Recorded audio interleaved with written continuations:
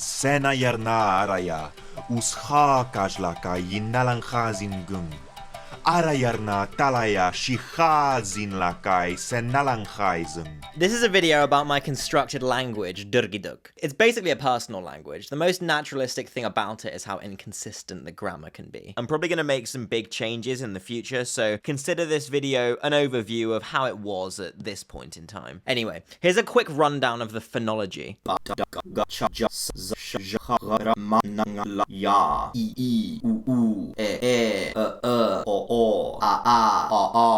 The syllable structure is basically CBC. The voicedness of coders isn't phonemic, they inherit it from their surroundings. This is better explained by a flowchart, as is the system for determining which syllable should be stressed. Vowels harmonize based on backness, which means that front and back vowels can't occur in the same word. A, and E are considered front vowels. A, O, and U are considered back vowels, and is neutral, so it can occur in either back or front words, although roots in which the only vowel is schwa are considered back roots. The language relies quite heavily on derivation, so you can glue multiple roots together, and the first one will act like a modifier on the ones that come after it. By default, it's parsed like this, and there's a little morpheme you can use to move the brackets around. All the vowels will also change to harmonize with the first root. If you want to use any kind of root in a sentence, you need to attach morphology from at least one of the three basic grammatical categories, which are nouns, verbs, and modifiers. I think it can be useful to think of these suffixes as little machines with slots that you can change the contents of to modify what the machine does. For example, the verb machine has 4 slots, whose contents say when it happened, who did it,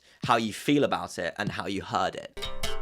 The noun morphology basically consists of a suffix with one mandatory morpheme, which marks both case and number, and an optional demonstrative morpheme. Dyrgidyk doesn't have any adpositions, so noun cases are basically an open set. Here are some of the main ones on the root koi, which means tree. Goya, goying, goylum, goyluk, goitan, goiran. Plurals are generally made by sticking a voiced velar in there somewhere, so the plural of koya is koiga, and the plural of koigan is koigaran. The demonstrative morphemes are simpler. There are only 3, and they're analogous to this, that, and yon in English. So if we add the suffix on to the end of koigaran with trees, it becomes koigaranon with those trees. Some determiner stuff is done via derivation. So, for example, if we take the root and add esh, which means all, we get the new root eshke. We can then add back the nominal morphology, and we have the word eshke garanan, which means with all those trees.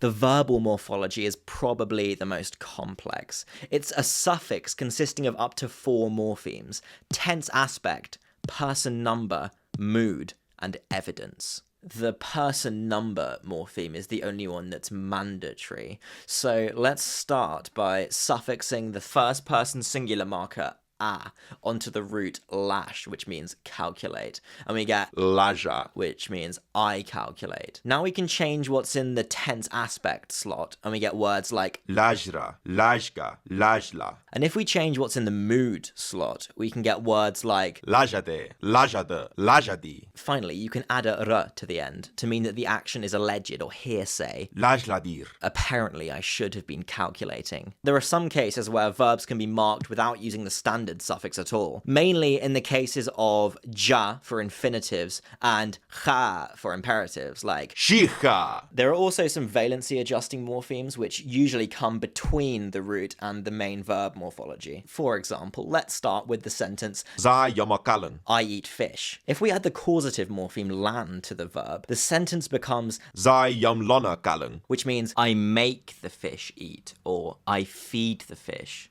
If we instead add the inverting morpheme done, we get Za yamdona kalan. I am eaten by the fish. This has inverted the clause, so that the grammatical subject zai has become the semantic patient, the thing which the verb happened to, and the grammatical object kalang has become the semantic agent, the thing which did the verb. If we now remove the word kallang, we get an intransitive sentence which has a grammatical subject but no specified semantic agent.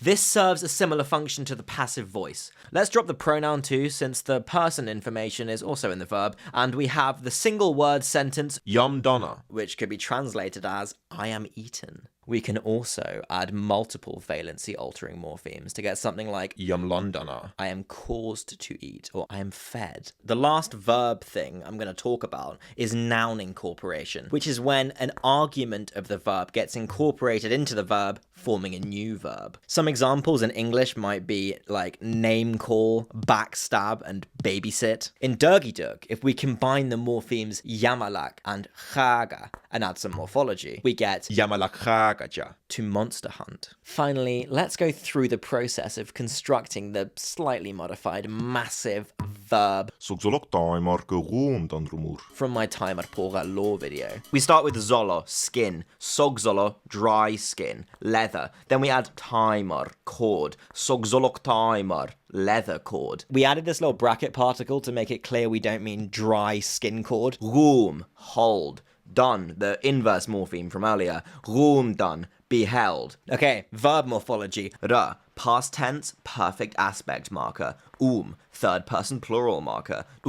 Optative mood marker. Ra, hearsay marker. And we get Rumor. which is the past tense, perfect aspect, third person plural, optative, alleged verbal morphology. Room dan rumur. Apparently they should have been held. And if we combine that with the sogzolok timer, we get Sogzolok taimarke room dan rumur. apparently they should have been held by leather cords. Modifiers are probably the simplest grammatical category. They can modify both nouns and verbs, like a combination of English adjectives and adverbs. The suffix only has one morpheme with 4 forms to denote the degree of comparison. Chongya, chongya, chongyan, chongyatan. Modifiers generally go after what they modify, but that's a convention, not a rule. If you add verb morphology to a modifier, the resulting word can act like a predicate adjective. Let's look at the sentence, Jienelu dazaya. the cat is silly, which literally translates to cat is silly, but we can add a third person singular verb suffix to the modifier to turn it into a verb, which can then replace the current verb, and we get the sentence, Jiene dazayami. which still means the cat is silly, but it literally translates to the cat sillies. That is, the cat performs the quality of being silly.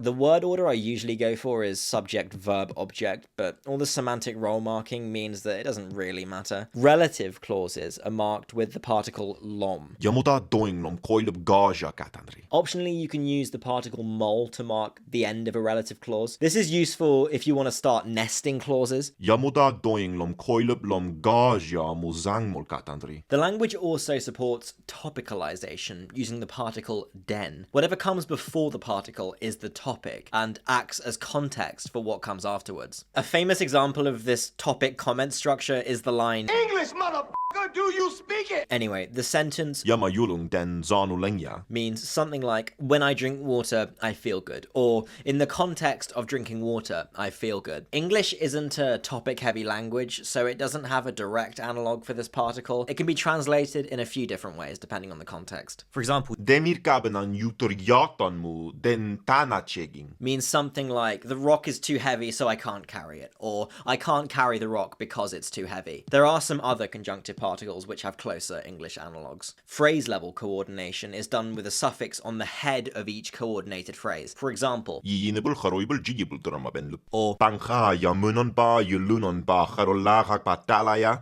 jien lagak pakaraya. the conjoining particle basically makes everything it's attached to act like a single constituent. In English, words like and do basically the same thing. Although we should note that even though yamunanba and kharolagakba both have the same suffix, it's clear from their case markers that they're not part of the same constituent. That's basically it. There are a few systems this video hasn't covered because they're half finished and I've never used them, or because they just aren't very interesting. Anyway, thanks for watching. Ciao.